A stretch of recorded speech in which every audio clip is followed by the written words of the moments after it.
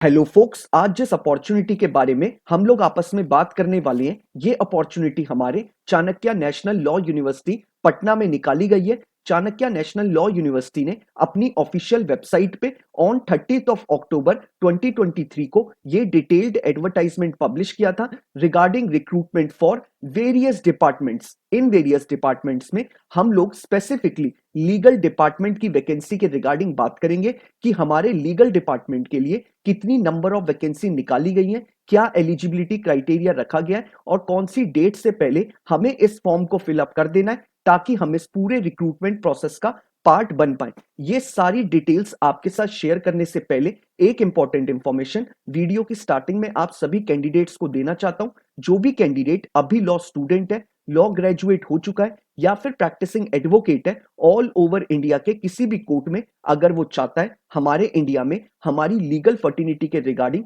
कोई भी वैकेंसी निकले, चाहे वो आपकी इंटर्नशिप की वैकेंसी हो, चाहे वो आपकी जुडिशरी की वैकेंसी हो, चाहे कोई कॉर्पोरेट वैकेंसी हो या फिर हमारे सेंट्रल और स्टेट गवर्नमेंट के द्वारा निकाली गई कोई बैंक की वैकेंसी हो या फिर कोई पब्लिक सेक्टर अंडरटेकिंग यानी पीएसयू की वैकेंसी हो या फिर हमारे प्रैक्टिसिंग एडवोकेट्स के लिए निकाली गई कोई इंपैनलमेंट की वैकेंसी हो। It means all over India में हमारे लीगल फर्टिनिटी के रिगार्डिंग कोई भी वैकेंसी निकलेगी, उस वैकेंसी के रिगार्डिंग आप सभी को इस चैनल पे टाइमली अपडेट मिल जाएंगी ताकि आप टाइमली ही उन सारी रिक्रूटमेंट प्रोसेसेस का पार्ट बन पाए और जल्दी से जल्दी एक अच्छी अपॉर्चुनिटी को ग्रैब कर पाए। तो मैं चाहूंगा जिस भी कैंडिडेट ने अभी इस चैनल को सब्सक्राइब नहीं करा है वो मेक श्योर करे कि वो इस चैनल को बिना सब्सक्राइब करे ना जाए ताकि उससे कोई भी लीगल अपॉर्चुनिटी की अपडेट मिस आउट ना हो। अब हम इस पूरे डिटेल्ड एडवर्टाइजमेंट के बारे में बात कर लेते हैं।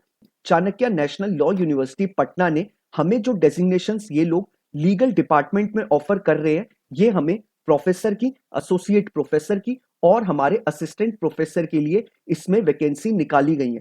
प्रोफेसर के लिए हमारे लॉ डिपार्टमेंट में 3 वैकेंसी निकाली गई है, एसोसिएट प्रोफेसर के हमारे लॉ डिपार्टमेंट में 6 वैकेंसी निकाली गई है और जो हमारे असिस्टेंट प्रोफेसर है उनके लिए 9 वैकेंसी निकाली गई है। मैं आपको एक बार कैटेगरी वाइज भी बता देता हूं। जो हमारे प्रोफेसर के लिए 3 वैकेंसी निकाली है उसमें अनरिजर्व्ड कैटेगरी के लिए 1 वैकेंसी निकाली गई है, ईबीसी कैटेगरी के लिए 1 वैकेंसी निकाली गई है और अनरिजर्व्ड फीमेल कैटेगरी के लिए 1 वैकेंसी निकाली गई है।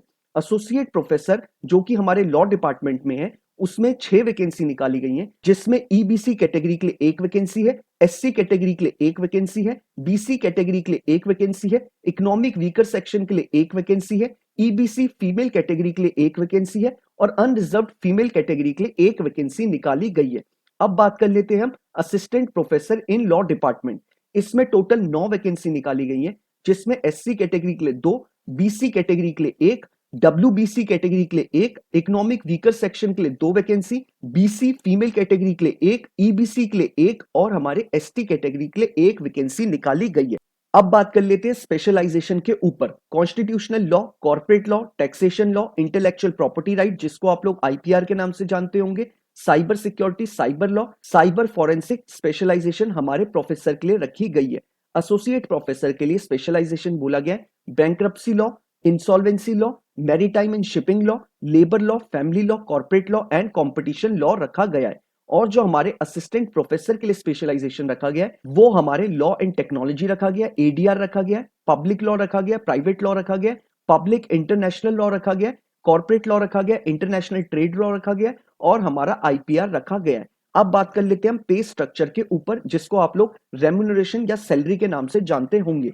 पे स्ट्रक्चर में जो इन्होंने प्रोफेसर के लिए पे स्केल रखा है वो इन्होंने एकेडमिक लेवल 14 के हिसाब से रखा है जो कि आपका 1,44,200 रुपीज होगा, जो कि हमारे 7th पे कमीशन के अकॉर्डिंग होगा और साथ ही साथ इसमें आपको सारे एडमिसिबल अलाउंसेस प्रोवाइड करे जाएंगे। अब बात कर लेते हैं हम दूसरी डेजिग्नेशन के लिए जो हमारा एसोसिएट प्रोफेसर के लिए निकाला गया है। इसमें जो हमारा पे स्ट्रक्चर होने वाला है वो हमारा एकेडमिक लेवल 13A के अकॉर्डिंग होगा जो कि हमारा 1,31,400 रुपीज होगा। इसमें भी आपको सारे अलाउंसेस प्रोवाइड करे जाएंगे। अब बात कर लेते हैं हम अपनी तीसरी डेजिग्नेशन जो कि हमारी असिस्टेंट प्रोफेसर है उसके पे स्ट्रक्चर के बारे में। इसमें जो हमें प्रोवाइड करा जाएगा पे स्ट्रक्चर वो हमें एकेडमिक लेवल 10 के अकॉर्डिंग होगा जिसमें हमें 57,700 रुपीज प्रोवाइड करे जाएंगे। इसमें भी आपको सारे एक्स्ट्रा अलाउंसेस प्रोवाइड करे जाएंगे। अब बात कर लेते हैं हम इसमें एजुकेशनल क्वालिफिकेशन के रिगार्डिंग। इन्होंने क्लियरली मेंशन करा है कि आपका एलिजिबिलिटी कंडीशंस यूजीसी रेगुलेशन 2018 के अकॉर्डिंग जाएंगे, यानी आपके पास एलएलबी की डिग्री होनी चाहिए, साथ ही साथ आपके पास मास्टर्स यानी एलएलएम की डिग्री होनी चाहिए और आपने अपना यूजीसी नेट क्लियर करा हुआ होना चाहिए। जो कैंडिडेट अभी पीएचडी में एनरोल्ड है वो लोग भी इसे अप्लाई कर सकते हैं अगर आप लोगों का यूजीसी नेट क्लियर है तो, और अगर किसी कैंडिडेट का जेआरएफ क्लियर है तो वो तो इसको जरूर अप्लाई करे। ये एक बहुत अच्छी अपॉर्चुनिटी है। जो भी कैंडिडेट चाहता है कि वो किसी अच्छी रेप्यूटेटेड इंस्टीट्यूशन में एज अ प्रोफेसर अपॉइंट हो तो वो इस फॉर्म को जरूर फिलअप करे। अब बात कर लेते हैं हम एप्लीकेशन फी के रिगार्डिंग। इन्होंने क्लियरली मेंशन करा है कि जो भी कैंडिडेट एससी और एसटी कैटेगरी से बिलोंग करता है उसके लिए जो एप्लीकेशन फी रखी गई है वो आपकी 250 रुपीज रखी गई है। बाकी सभी कैंडिडेट्स के लिए फीस 1000 रुपीज रखी गई है। अब बात कर लेते हैं कि आपको यह एप्लीकेशन फी पे कैसे करनी है। आप लोग इसे आरटीजीएस कर सकते हैं। अकाउंट नंबर इन्होंने अपने एडवर्टाइजमेंट में गिवन है। मैं आपको ये अकाउंट नंबर साथ ही साथ आपका बैंक ड्राफ्ट का जिसके फेवर में आपको बनाना है वो भी आपको नीचे डिस्क्रिप्शन बॉक्स में अवेलेबल करा दूंगा। मैं आपको डिस्क्रिप्शन बॉक्स के बारे में बता देता हूं। वीडियो के नीचे आपको डिस्क्रिप्शन बॉक्स मिलेगा जहां पे आपको पहला लिंक जो अवेलेबल होगा वो आपको इस पूरे एडवर्टाइजमेंट का होगा। आप जैसे ही उस पर क्लिक करेंगे आपके स्क्रीन पे ये एडवर्टाइजमेंट खुल के आ जाएगा।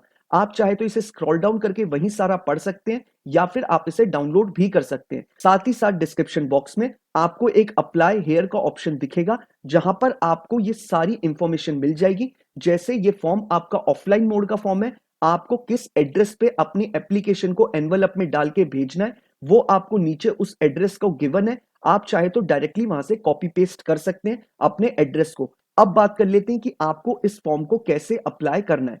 आपको ये फॉर्म ऑफलाइन अप्लाई करना है। आपको अपने सारे डॉक्यूमेंट्स एक एनवलप में डाल के बिफोर 25 ऑफ नवंबर 2023 शाम 5 बजने से पहले इनके रजिस्टर्ड ऑफिस में आपका एनवलप पहुंच जाना चाहिए, तभी आप इस पूरे रिक्रूटमेंट प्रोसेस का पार्ट बन पाएंगे। एड्रेस मैंने आपको नीचे डिस्क्रिप्शन बॉक्स में अवेलेबल करा रखा है। एक बार मैं आपको पढ़ के भी सुना देता हूं। The registrar, Chanakya national law university, Nyaya Nagar, Mithapur, Patna. Pin code is 800001 bracket में बिहार।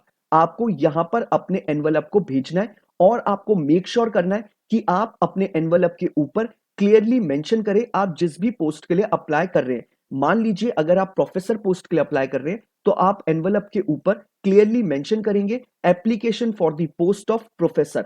अगर आप असिस्टेंट प्रोफेसर के लिए अप्लाई कर रहे हैं तो आप मेंशन करेंगे एनवलप के ऊपर application for the post of assistant professor.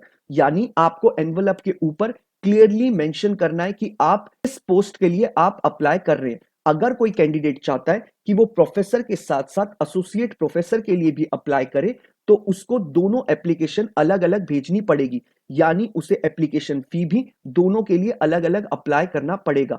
आप लोग अगर तीनों पोस्ट के लिए अप्लाई करना चाहते हैं तो आप तीनों पोस्ट के लिए भी अप्लाई कर सकते हैं, लेकिन आपके फॉर्म जो होंगे वो तीनों अलग अलग जाएंगे।